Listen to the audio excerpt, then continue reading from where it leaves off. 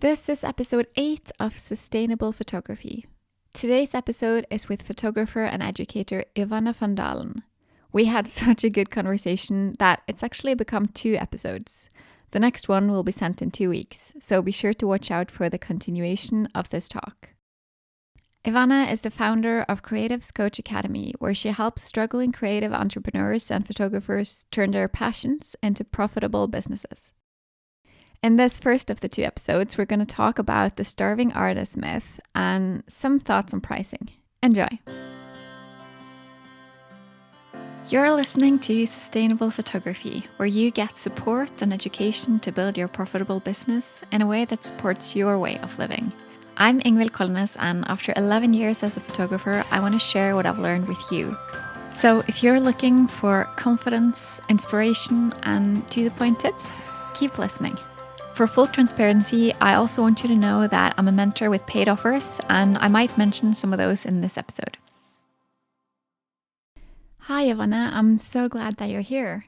Can you start by saying a little bit about who you are and how you get started as both a photographer and an educator? Okay, well, first of all, thank you, Ingvild, for having me. I'm really excited to talk to you all the way from Norway. I'm in a small country, the Netherlands, for those of you who don't know it, that is in Europe.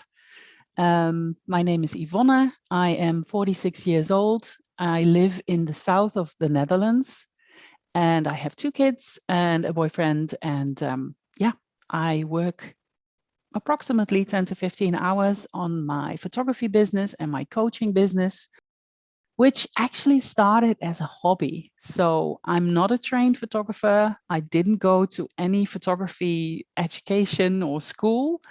I just merely picked it up when I was still working as a sworn-in translator. So I've had my translation agency for over 15 years, but that's a really solo job to do. You just sit behind your computer.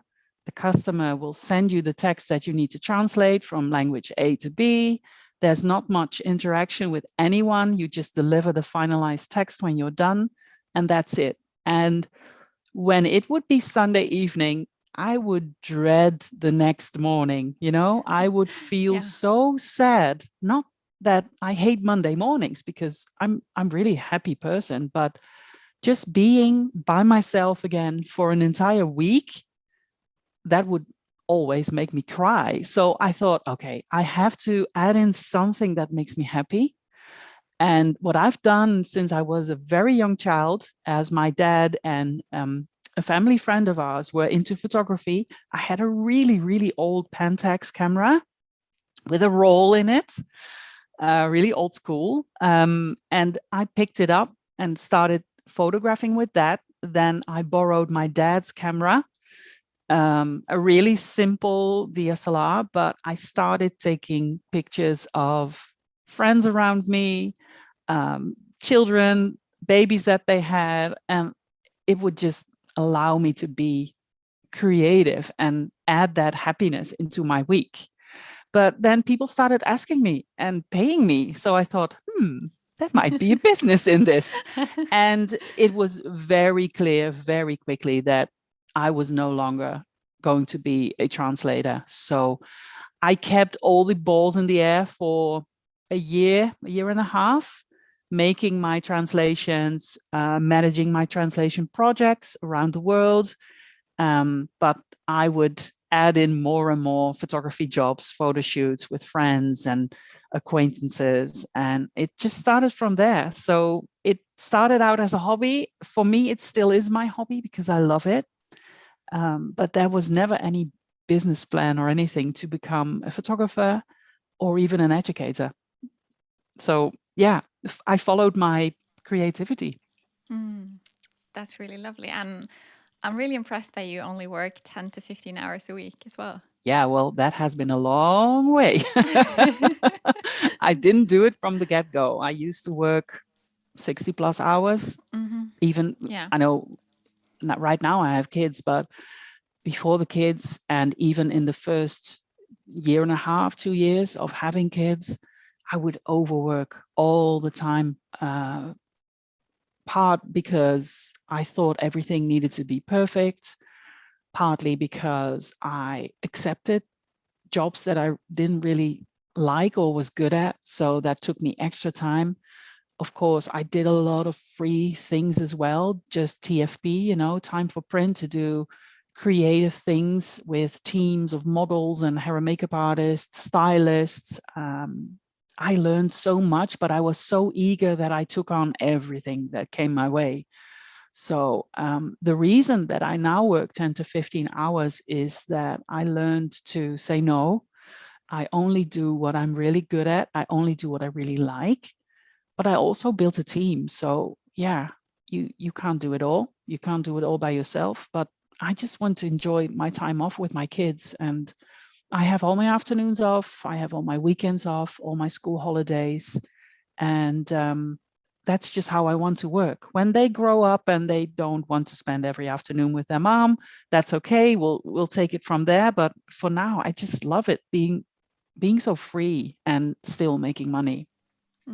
Yeah, and I kind of feel like you just answered my next question, Oh, which is, what does a sustainable business mean to you? And I kind of think you just answered that. Like, it sounds like you've managed it, but maybe you have something to add to it.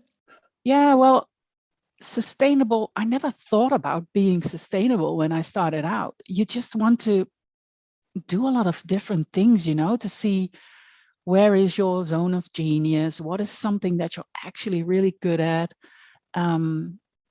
I did a long time, I did competition photography for hairdressers in Holland, and they are called the Coiffure Awards. So it's all for hairdressers. They can make up the craziest, most creative hairdos, and that really, really triggered me. We've got nominations and prizes and publications with that, and I sometimes miss that because now I do portraits and it's, you know, normal people like you and me.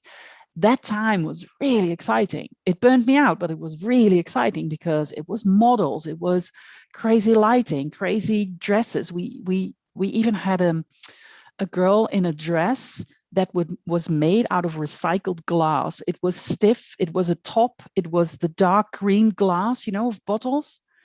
And she couldn't move in it, but it was the most gorgeous picture I ever took. And that stuff, that the things that happen that you don't expect and that you get to be creative with that and capture that and work with a team, that's really exciting.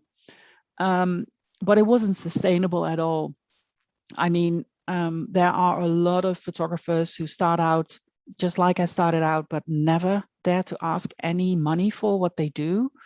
I was in that place when I started out. I did get some small fees for my travel expenses, and it was more a symbolic payment than any sustainable income. But I had so much fun then. But I still had that income from my translation agency. So I could have that freedom, but the hours that I made, oh gosh, I was so exhausted and photoshopping until 3 o'clock in the morning and deadlines that were inhumane. Like, we needed by yesterday. Okay, I'll make it work. But I think my sustainability came when I chose, first of all, the niche that I wanted to work in, because those model teams and those creative projects were what you see on TV, the stuff that ends up in a magazine. That's all really fairy tale-ish. But I made this amazing editorial, 6 images, and the whole thing just got binned because in one of the photos, the girl had a blue bag and that was out of season. They used it 3 months before. It wasn't on trend. And so, no, we can't use the series. And I thought, well, we worked on this with an entire team. This was like a week, and you bin it because of a bag that is out of season.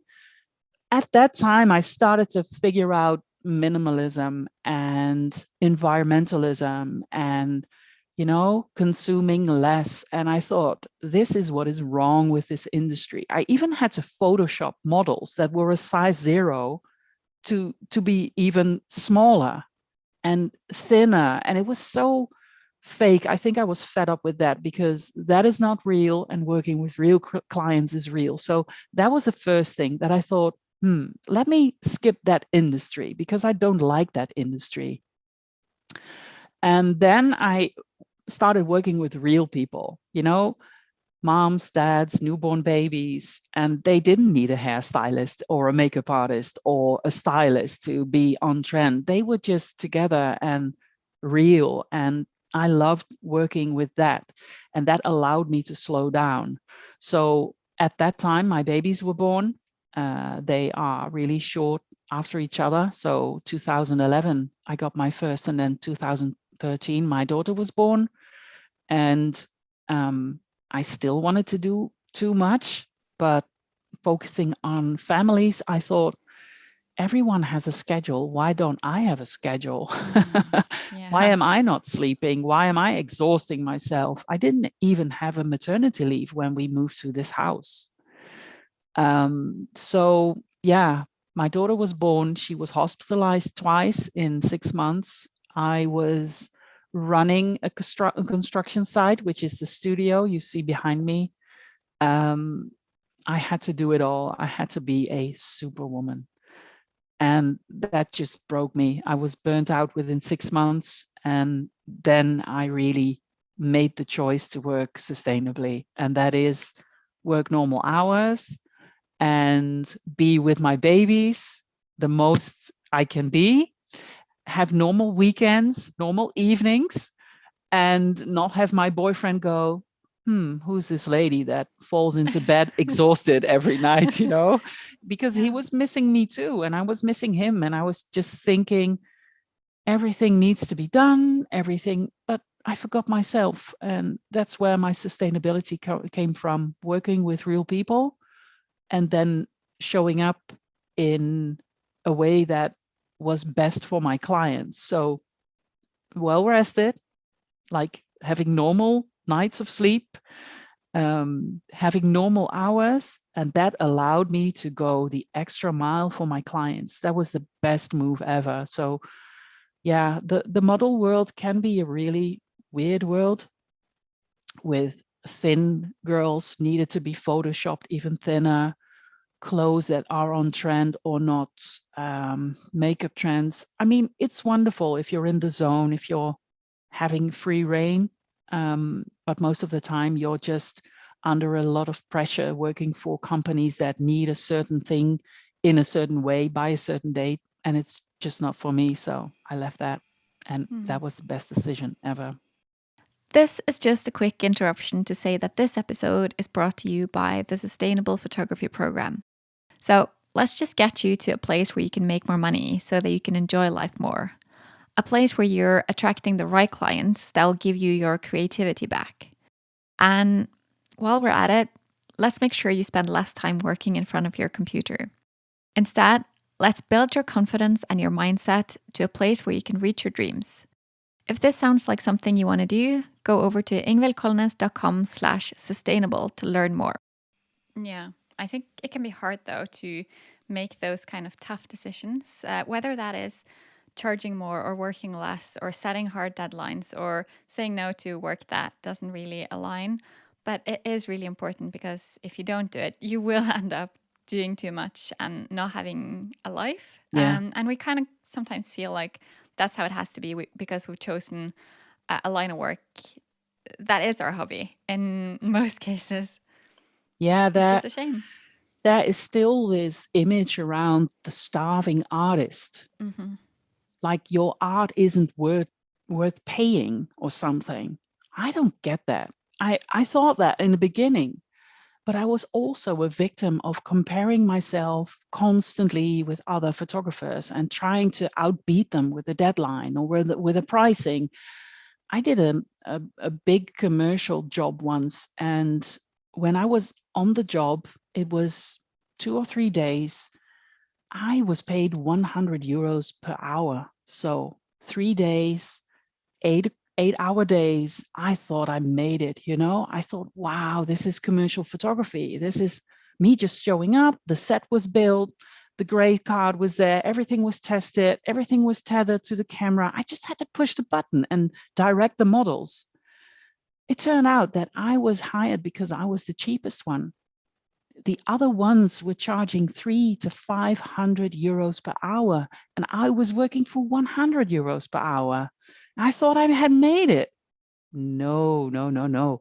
So they just hired me because I was so cheap and available. That was a wake-up call. So never again, but you learn as you go. And I'm really grateful for all these lessons that I learned. But yeah, making a decision to actually really stand up for yourself and what you believe in, that can be really tough. I was nervous. I was really nervous making those changes, but once I moved through them and I got the feedback that I got from my clients, I knew that I made the right decision. And I'm now up leveling every year to see what I can do better or different, or what I can change in my pricing or in my business model. And I love it. I love this adventure because I never know what the next year will bring me or the next client will bring me. But I stand firm by my own beliefs. And that is something I wasn't able to do when I first started out as a photographer. Yeah, that can take a while to reach that level of confidence.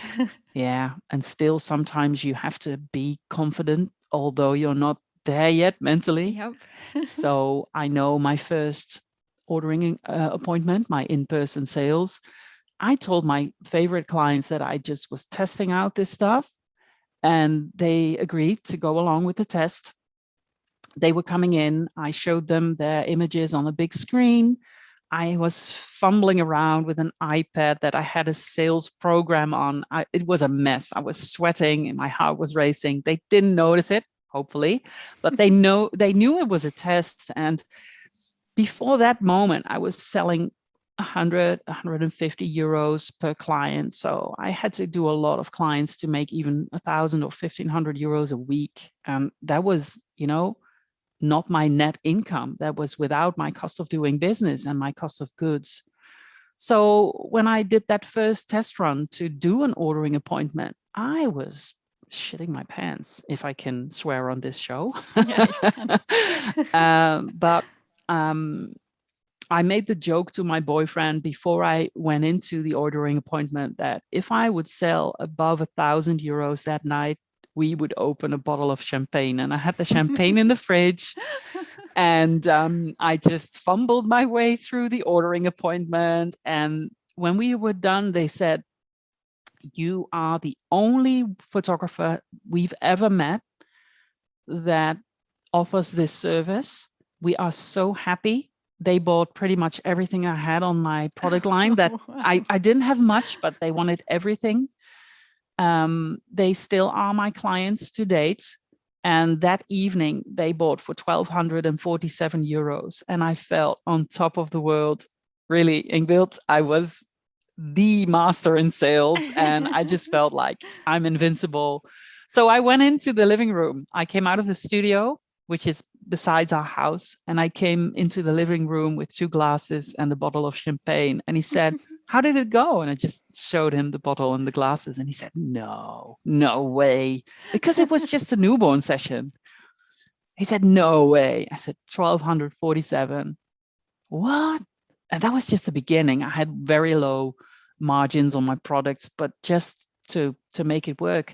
That same client now 5 years, because I only started selling 5 years ago, that same client bought for 20,000 euros in paintings last summer during COVID. Wow. And they love everything I do for them. So it goes to show that sometimes you just have to put on your big girl pants and just do it. And if you fail, you fail. That's okay. I've made a lot of mistakes, but I learn from every single mistake. So yeah, building confidence sometimes just comes from doing stuff that you aren't really ready for yet, but you're never fully ready for something, So yeah, that would be my biggest lesson for myself and for those who are listening. You're never fully ready. Yeah. And sometimes it can also help to have someone else have done it. Like you could see that, okay, so you've done it, then that means that it's possible for me as well. Yeah. Yeah. But I think there's also something, it's inspiring to look at others, but it's also something that can really make you doubt yourself because you're comparing yourself. And I see a lot of people just copy pasting what everyone else around them does, thinking that's the way the business should be done. But there's no one right model. I have a student right now in my group program, and she went from 1,200 euros a month, barely making it, now to 10,000 and 12,000 euro months.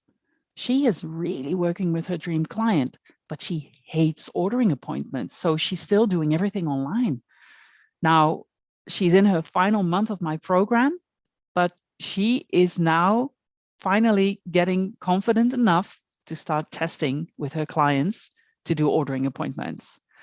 And she does have 2 small children, so it's also a time issue for her. She's happy when she can sleep through the night, not, with still breastfeeding the first one.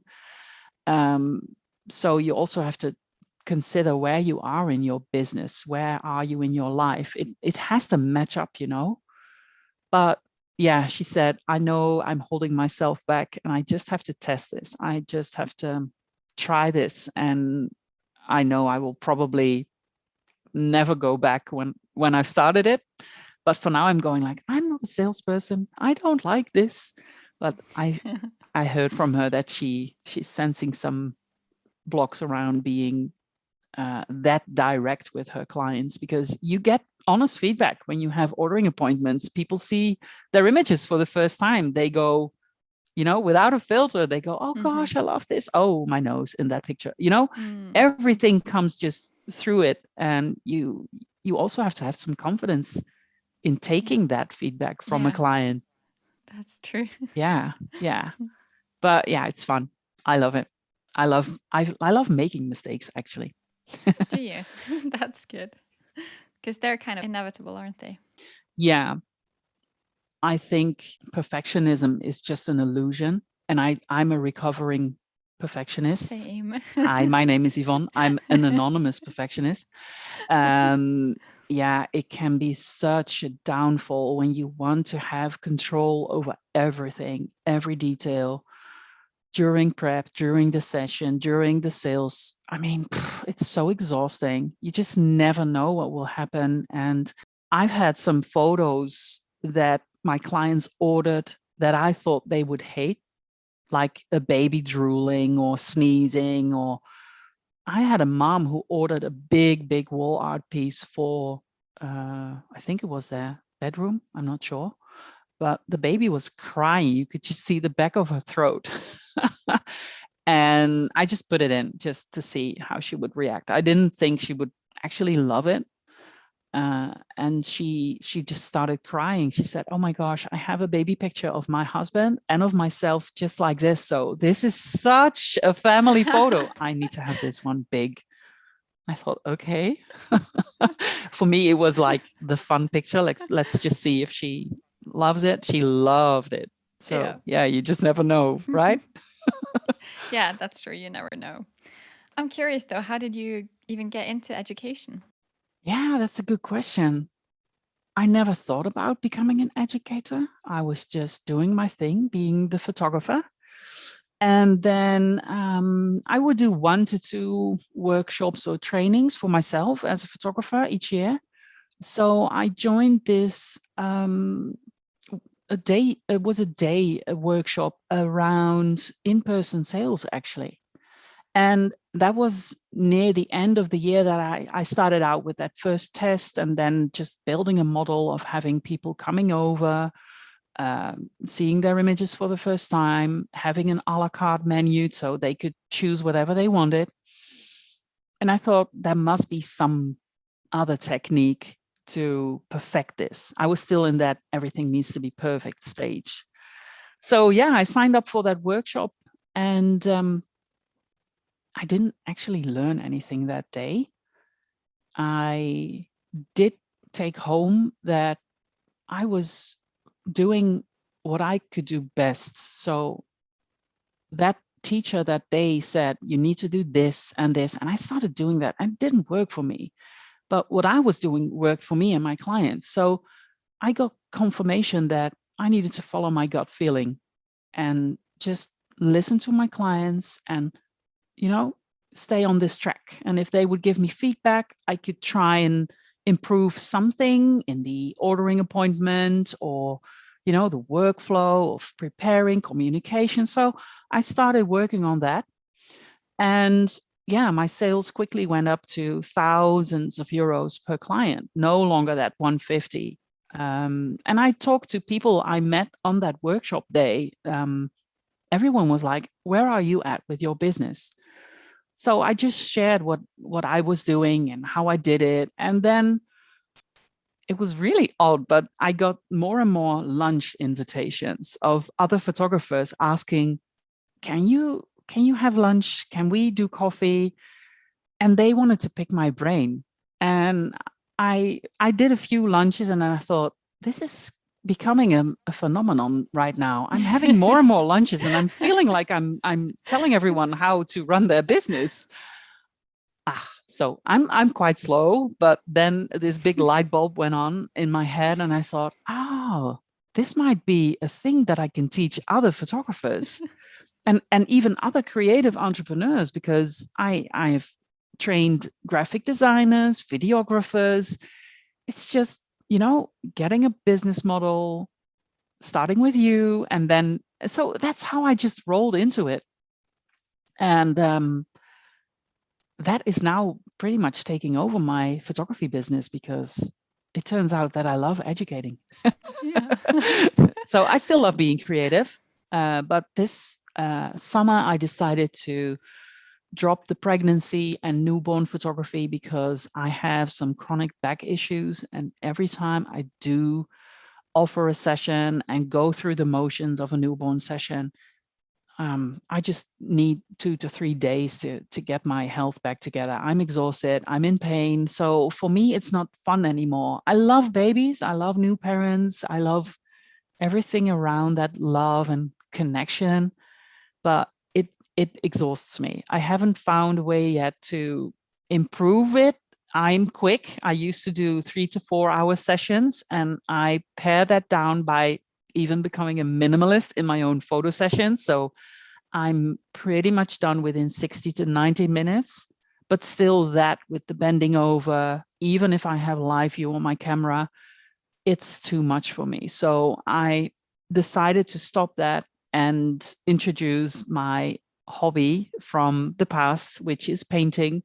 I've done commissioned portraits in the past, and I now decided to change my business model and offer photo sessions like portraits that I will turn into paintings. And yeah, it's exciting. Again, a daring move for me.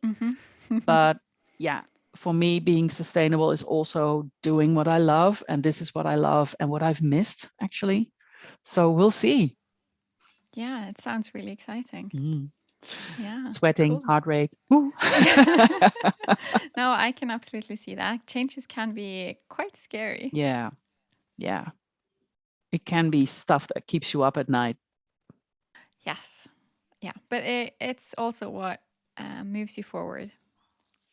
Yeah, I think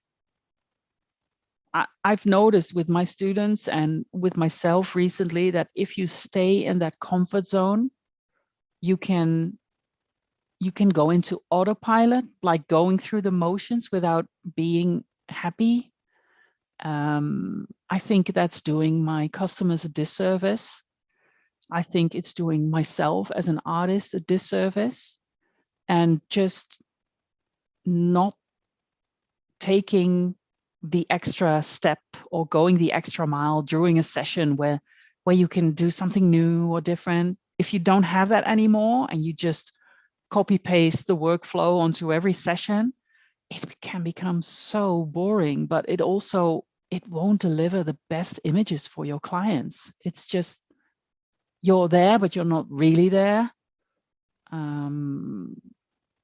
It's like that first session that you got to do and you couldn't get enough of the client or the model, or you would try another angle. And there's a difference between that and being excited and overshooting maybe in the beginning, and then going through the motions and going like, I have enough, and not taking any risks anymore or trying new stuff. I think that's why we all need change as artists, because it can get really boring if you do the same thing over and over again. Yeah, it definitely can. And that's also why it's important to keep learning, I think. Oh, absolutely. Yeah. Mm-hmm. Keep your eyes open. I do this free week every year where I have my own project, like no paid client, just getting together with a model or finding a location that has nothing to do with models, trying out new lighting, trying out new angles, composition. I did an amazing collab with a hair and makeup artist from the States a while back. She was then still living in the Netherlands, but that got published. And we were just having fun, just building a portfolio for the model, trying out this new amazing makeup techniques with an oily look, and just having the styling. Everything was just perfect because we were having fun. Mm. And then I edited, I don't know, 6 to 12 images, and that got published right away. Mm-hmm. And that was like, wow, where did this come from? Because I let go of what I should do, or the comparing with everything else. For example, with my Instagram, I'm following maybe 7 people. I don't look at other artists because I want to have that open view. And obviously you see stuff, I'm on Facebook, but I try not to compare myself or get inspired. I look at art mainly, which is what I love.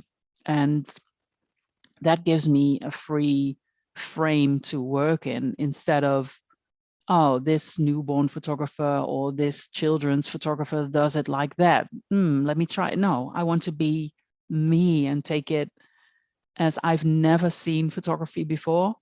And what would I do to capture this human being or this situation? Let me tell you about my friend Inessa. She was ready to quit when she joined the Sustainable Photography program. Since joining, though, she's completely restructured her prices, built a new website, and booked her very first dream wedding after years as a photographer. Here's what she says. The Sustainable Photography program has helped elevate my brand and given me a voice. This is a facelift every entrepreneur needs. No more playing games. This is for the ones that want their love for photography to become a long-lasting business. Go to ingvildkolnes/sustainable to learn more. I went through this stage of having all these props for my newborns. The hats, the tie bags, Yes. the baskets, I mean, the whole shebang. Yeah, because I thought that was what I was supposed to do. Yeah, Um, that's often how it is. yeah, that's not me. And I'm even, you can see behind me, I'm decluttering even further. I'm sticking to a few basic wraps and backdrops, just in case. I mean, I'm quitting newborn photography, but if a regular client of mine comes back and I photographed their first 2, 3, 4 children, of course I will photograph their next one. But yeah, new clients will have to do with my new offerings, which is portraits and paintings. So yeah, we'll see. Yeah, but it's important to have those boundaries and be clear on what you want to do, and you don't have to justify it to anyone. I think a lot of people still do, Definitely. even with their Yeah. pricing. I don't know how that is with your Oh yeah, students. definitely. Yeah, that's something that that's always like a recurring issue. Like if I've set my pricing now, I can't change it until January 1st, or no one will pay for this, or someone else is better than me, Oh gosh, or I've yes. only been doing photography for 2 years and I have to wait another 2 years before I can charge Yeah. prices that I can make a living from. Like there's always a reason. And when you take a real look at it, it's bogus, because what do you mean January 1st? It's your business. Yeah, I know. Start today. These are my prices. Yeah, But I know. yeah, I do get that, because I felt like that in the beginning as well. And I sometimes still do, because I raise my prices every year, or when I'm ready to raise my prices, when something big is changing, when I feel, okay, this is the best move for me now. I don't care what Johnny or Jackie down the block are charging. There are so many photographers. I mean, the Netherlands is a really tiny country.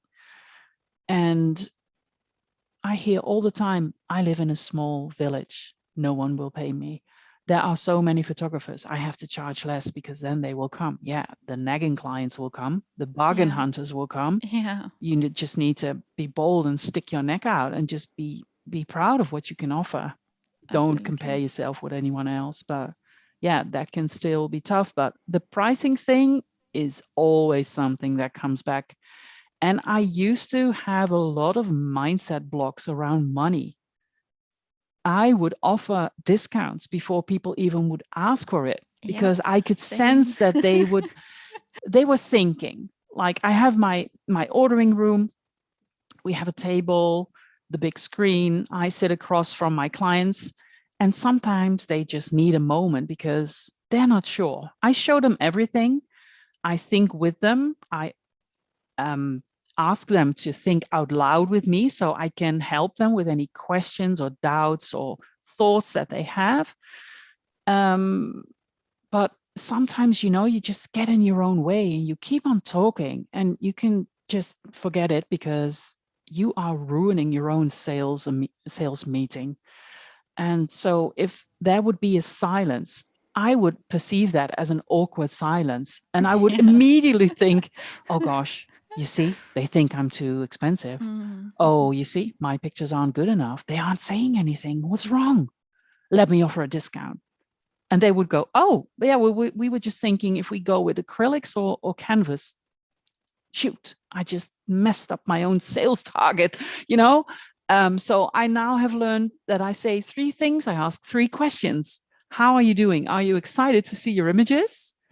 Then have you thought about your budget? And I take them through the products. And then my final question is, how would you like to pay? Would you like to pay by credit card or with your bank card? And that's it. And the rest, Yeah. I just keep my mouth shut. It's Good. not that I don't say anything, but you know how you can get nervous? You start rambling and you just Yeah. mess up your own vibe. Yeah, that's a lot around money mindset as well. And I think that's why a lot of photographers and creative people in general tend to doubt their rates, give discounts, because they are afraid that people won't book them. Yeah. Like, why do you think it's going to be easier to get booked just because you're cheaper? I don't know why, but that is such a common way of thinking. It doesn't get easier because you're cheaper. No, it's harder. Yeah, because you're not going to get found by more people just because it just doesn't work like that. And it's also about how you position yourself as an expert, I think. So yeah, think about all these photographers who want to give discounts. They position themselves in the market as less valuable, because when I pick out a bottle of wine for a birthday present or for a special occasion, I don't buy the cheapest bottle in the supermarket, the lowest rack. I go for the upper rack or the second. And why? Because I think, without tasting the wine, I think the bottle that costs me 24 euros will be better than the one that costs 3. And that is how your client is shopping as well. They know that if you pay nothing, you get nothing. You just get a cheap version of something. If you invest more, and those are the clients you want, they will respect you. They will understand that you put in the work, and they won't ask for discounts. I've hardly had anyone ask for a discount, and I sometimes use discounts, but very rarely. I just have people gather everything they want, and then I have my invoicing system and it shows them the total. So Another tip is to talk in your normal voice and don't raise your voice when you say a high price. It's not like 4,500 is cheaper than 4,500, but women in general, they tend to raise their tone because they think they will be nicer when they say it in a high voice. It's not working. It's actually making you look silly, and you just need to stay relaxed and pronounce your rates the way they are. It's also not 4.5. It's 4,500. Yeah. And I did that in the beginning. I used to raise my voice and then say, oh, this gift item is 199, and the client said 199, I'll take 10. And then I said, haha, no, it's 199. Oh, I thought it was, but I was just making a joke. And it made a point actually that I was not standing firm for the prices that I believed in. So discounts rarely happen. And sometimes it helps people when they have like 5 or 6 different things or upgrades, and they just go, what should we do? Because we came in with a budget of 5,000. It's now 5,500. It's getting more than we were coming in for. And then I just sometimes say, if you do this, I will add in the extra spreads, or I will give you a 50 euro discount on your next session. Exactly. And they will go, yeah, we know we want it anyway. So thank you, we'll take that. But it's never like 10% or 15%, because you're shooting yourself in the foot. And if you start giving discounts, you never know where it will end. And it's so unfair to your other clients. So if I give John and Mary a 1,000 euro discount, what will I do with friends of them that they refer to me? They come in and they have to pay the full price. Why don't I get the discount? It's not fair, and it's also very confusing. It is. Yeah, because your clients will start thinking like, oh, so it's not actually worth what you say it is if you'll just give me Yeah. a discount. And if you're cheap or if you give discounts, people will definitely appreciate it a lot less. Yeah, and I think I have a lot of upper middle class, high class clients, so they have money. They love spending money on things they actually value. If they, for 1 millisecond, think it's not worth what they are paying, they won't part with their money. So if I'm discounting, or if I'm just fumbling around with my pricing and they go, this is not, she's not standing firm for what she believes, what is she actually offering? They will go out with no sale.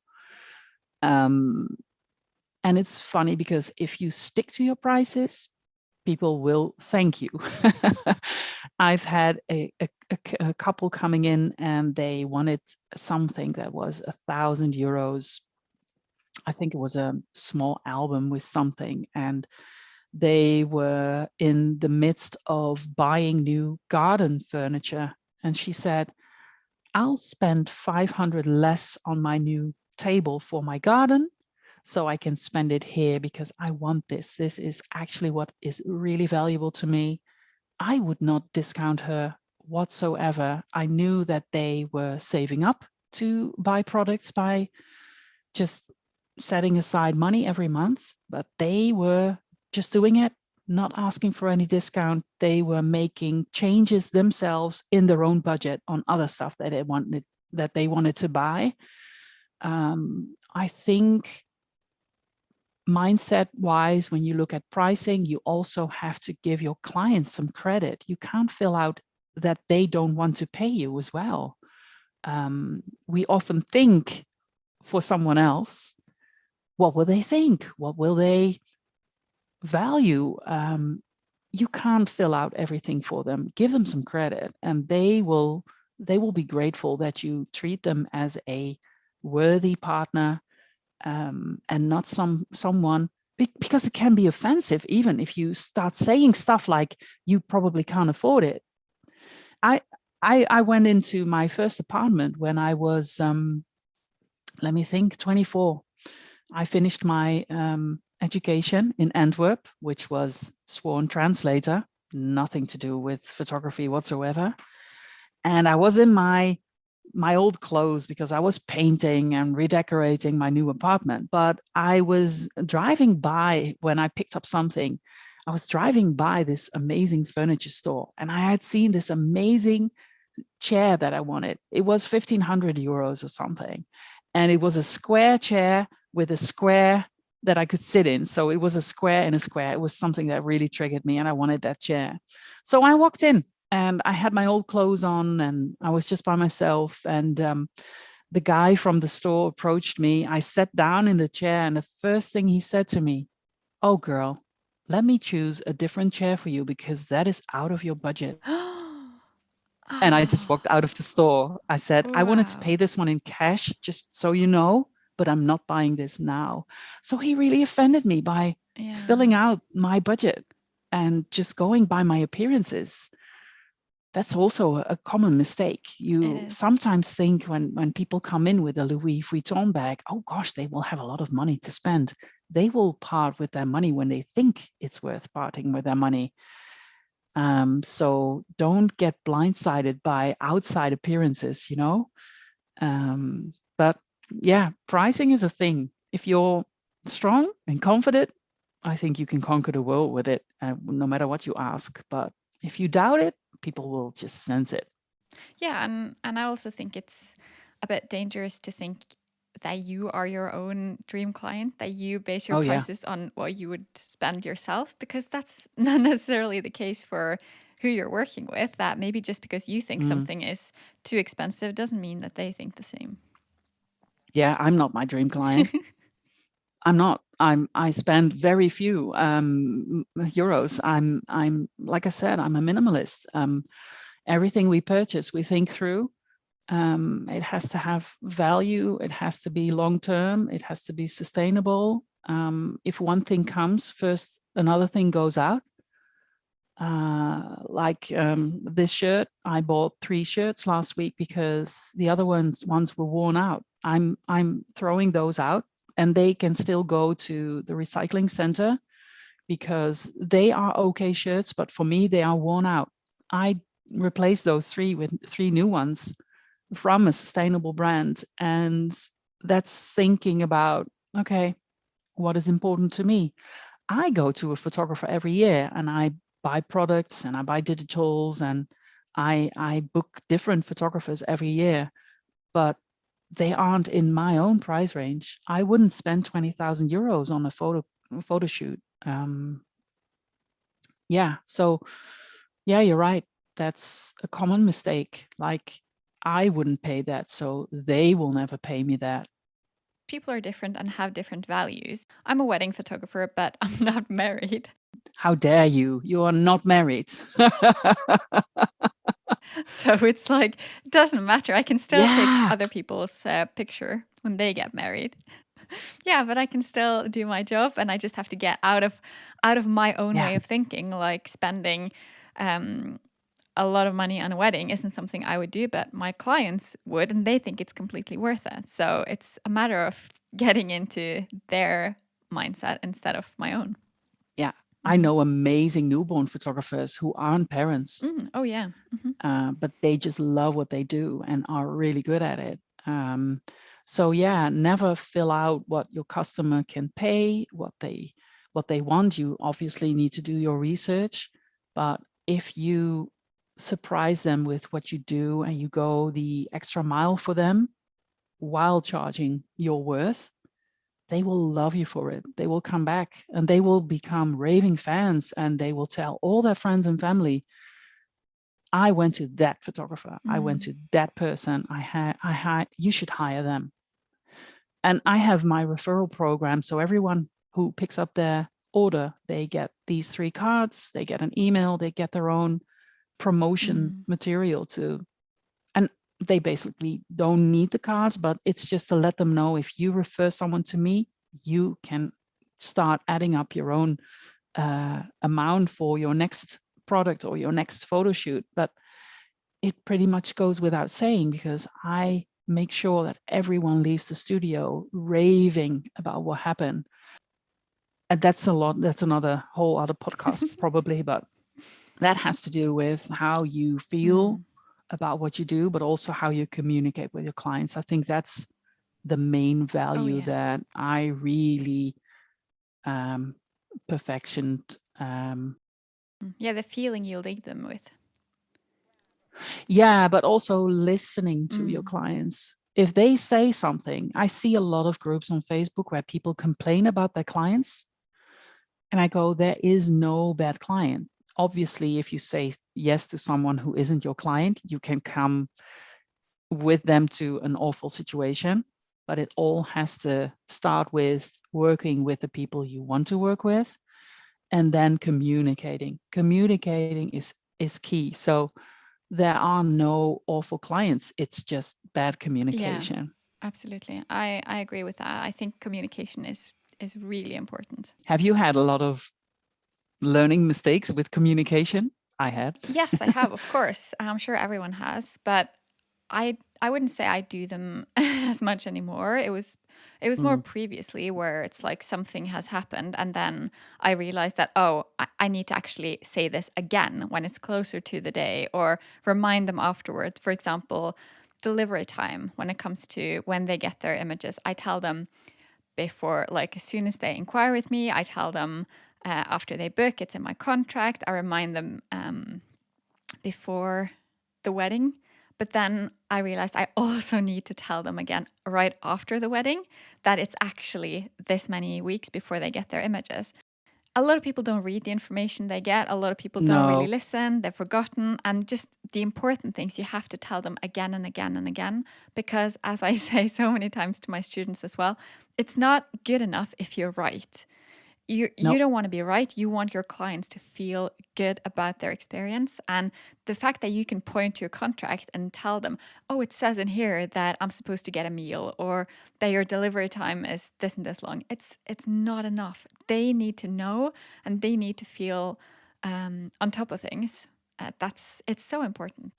Yeah, because wedding clients, new parents, big projects, they have so much going on their schedule, in their mind. Everything you just repeat over and over, it just sticks. I usually tell the students, if you start to feel like a broken record, you're doing the good job.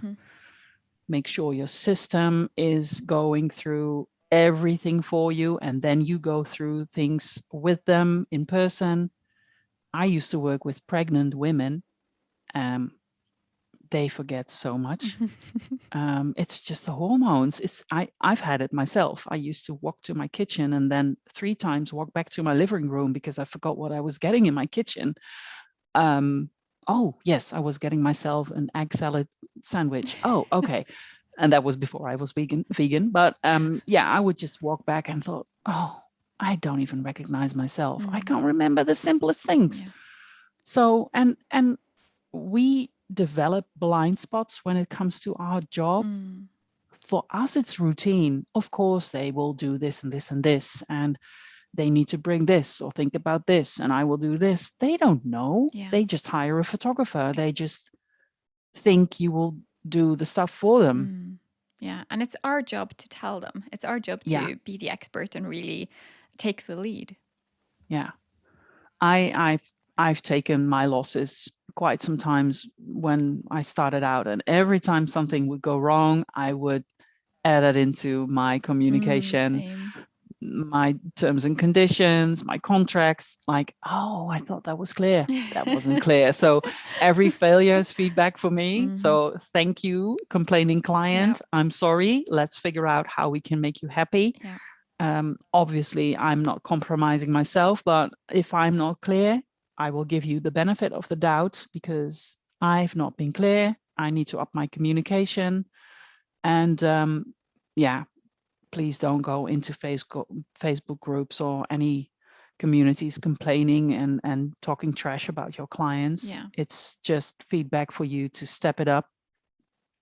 I've left a lot of groups. There are so many groups where the vibe is so negative, and I think that's also something that I keep as my fuel for being my own boss. Keep it positive, be honest, and that will be the most sustainable for you and your clients. Yeah. Because if you just start working with people you don't like, or you do stuff that you hate, that is not sustainable.